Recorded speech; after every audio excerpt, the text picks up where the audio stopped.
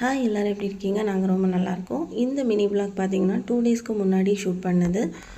மார்னிங்கே எங்களுக்கு வந்து ஒரு பேபி ஷவர் ஃபங்க்ஷன் இருந்துச்சு. ஃபர்ஸ்ட் வந்து அந்த பேபி ஷவர் ஃபங்க்ஷனுக்கு போயிட்டு அது முடிகிறதுக்கே கிட்டத்தட்ட 4 o'clock ஆயிடுச்சு. அதுக்கப்புறம் வீட்டுக்கு வந்துட்டு ஈவினிங் உள்ள ஹேப்பனிங்ஸ் தான் நீங்கள் வந்து பார்த்துட்ருக்கீங்க. ஈவினிங் வந்து ஹஸ்பண்ட் ஃபிஷ் வாங்கி கொடுத்துட்டாங்க. ஃபிஷ்ஷை க்ளீன் பண்ணி வச்சுட்டு அதுக்கப்புறம் ரைஸும் குக்கரில் லோட் பண்ணிவிட்டு மிஷினில் கொடுத்து திரிச்சு எடுத்துகிட்டு வந்த வத்தல் பொடி எல்லாத்தையும் ஒரு சின்ன கண்டெய்னரில் ஸ்டோர் பண்ணி ஸ்டிக்கரும் ஒட்டி வச்சாச்சு.